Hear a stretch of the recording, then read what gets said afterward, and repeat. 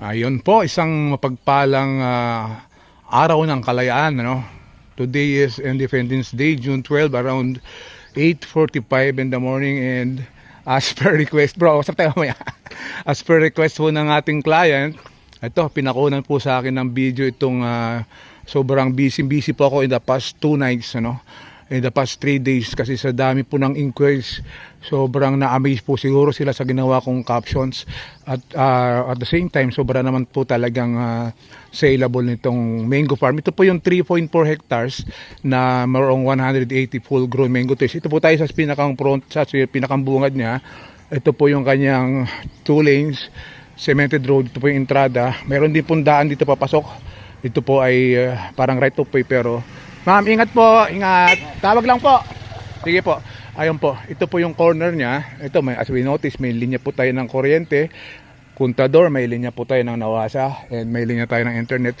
Ito po yung 3.4 hectares. Ito po, parang corner lot po siya. Ito yung pinakang boundary lines. Pag diniretso natin yan, dire-diretso may mga bahay pa po dyan. And then ito po yung pinakang harap niya. Tutok na tutok mismo dito sa 2 lanes cemented road. Ito po yung merong more or less 180 to 200 full grown mango trees, and as we notice, ang ganda ng kanyang harapan. Yung kanyang frontage po sobrang lapad, more or less 336 meters ang frontage niya. So sobrang nahirapan kami, kasama ko kanina yung client, ang layo na nilakad namin. So as we notice, ito yung kanyang harap. Ayan, may mga neighborhood tayo, may mga tindahan dyan. So meron na po siyang may hog wire na po, saka may mga concrete post.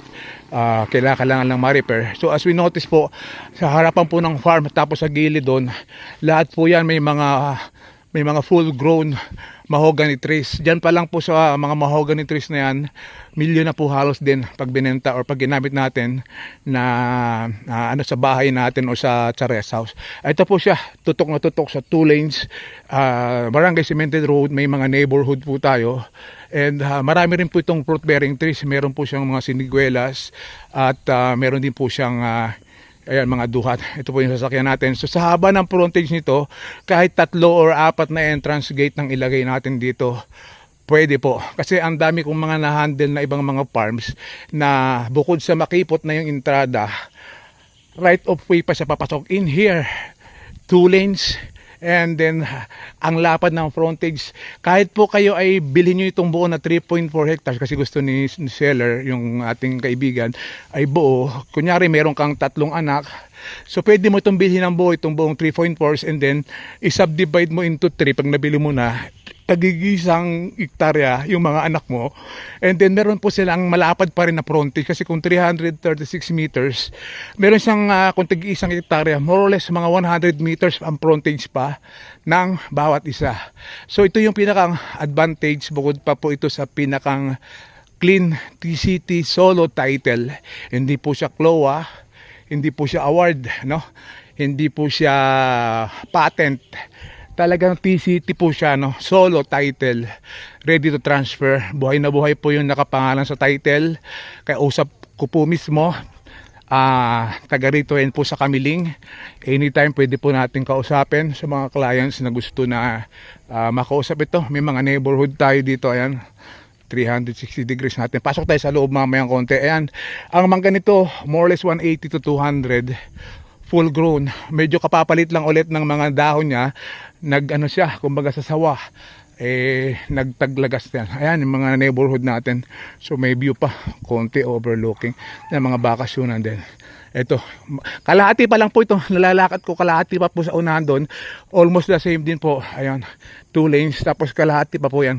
Ito po, pasok po tayo sa loob. Ayan po, may mga, pwede ka mag-alaga rito ng kambing.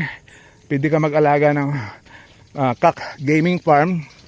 Ayan po, naka-hogwire na po, konting repair lang. Ito, as we notice, mga siniguelas po yan. Siguro kung mayroong puno na more or less mga 50 hanggang 70 puno ng siniguelas. Ayan po, sobrang ganda po ng ating manggahan. So perfectly inclined po siya. Ayan, so medyo slightly rolling. Yan po yung kalsada natin. Harap mismo ng 2 lane. Ayan, may kawayan. Ito po siya. Kasisibol lang ulit na mga dahon. Kumbaga fresh na fresh po ulit siya. Ayan po siya, 360 degrees natin. Hindi po siya yung siksikan na mangga na pag pumasok ka sa loob, ang dami kong medyo na handle na hawak din ng mga manggahan na iba. Ang dilim pagdating sa loob kasi siksikan siya, ano? Ito ang ganda ng spacing niya, sobrang ganda. Ayan, oh. So yung as we notice, bago ulit yung dahon niya, and then since nagtatag-ulan na, ito magiging green na green. Ayan, green na ulit lahat to. Ayan yung mga dahon. Ayan, proceed tayo dun sa bandaron. So meron isang linya na ano, 1 2 3 4, bali 1 2 3 4 5. So bali mga anim na linya, pag ganun, 5 or 6 na line na pare-parehas yan. Ayan. So kung manggahan ang hanap nyo, integrated farming, pwede ka rin mag-alaga dito ng iba't ibang mga hayop, pwede ka rin magtanim doon sa bandaron. May may option na lagyan ng fish pond, medyo slightly rolling siya. Ayan, no? Ang ganda nung mangga, fresh na fresh pa siya. Ayan.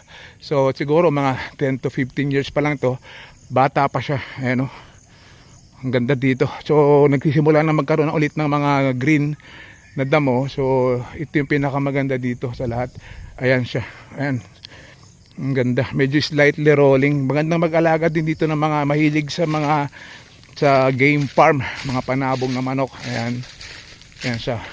Sa hapon pwede ka maglagay ng duyan, ihaw-ihaw kayo. Ayan siya. So mga gustong makakita ng actual, ngayon lang po ito.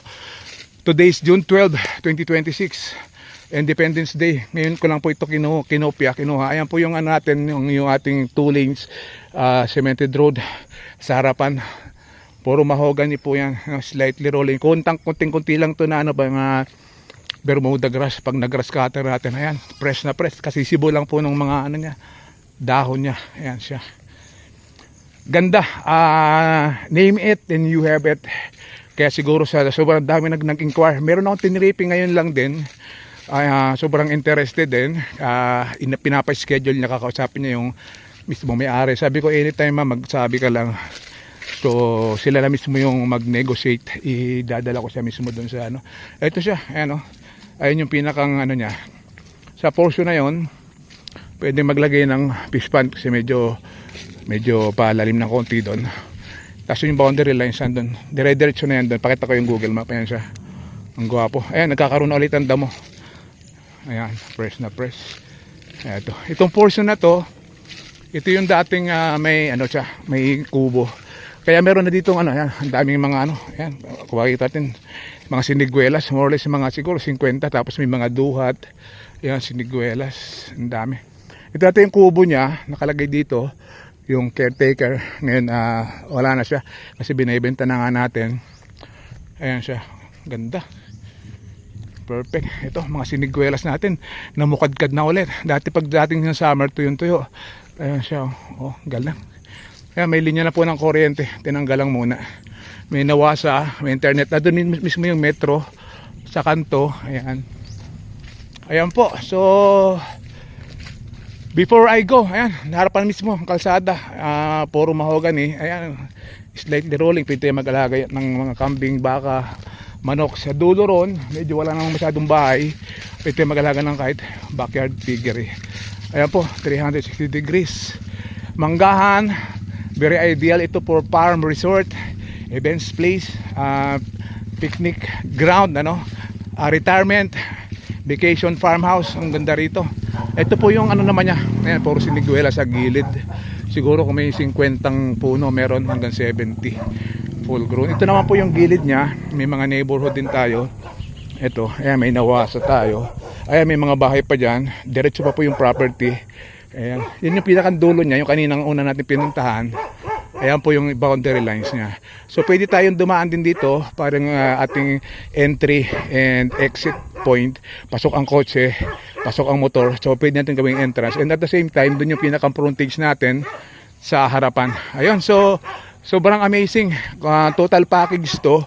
Higit sa lahat, clean TCT, solo title, walang extrajudicial, hindi patay ang nakapangalan. So within a matter of 3 weeks to 1 month after signing of deed of absolute sale and magkabayaran ng full payment, kahit ako na lang din na mag-process ng transfer title nito, 3 to 4 weeks, tapos ang new title natin. Yun yung pwede ko maipangako sa inyong lahat.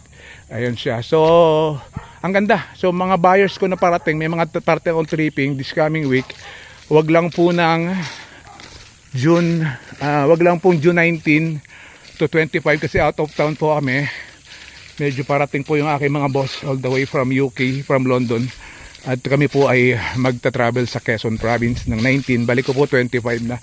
So take advantage ng mga gusto magpa-taping. Ngayon na po hanggang 18. Available pa po ako, and then after ng 18 sa 26 na po onwards, andito na po ako. Ito po, before I go, balik na po ako dito sa pinakang kalsada natin para makita natin yung ano niya. Ayan, sobrang ganda po. Nakita na po natin yan. So ito na po ulit tayo sa kalsada. Sa sobrang haba po nito, pinawisan po ako, no? So ayan, ang lalaki ng mga mahogany. Lahat po yan, siguro kung meron pong mga 100 punong mahogany to 200, meron po. Tapos siniguela siguro mga 50 to 70. Ano, ito na po yung ating harapan.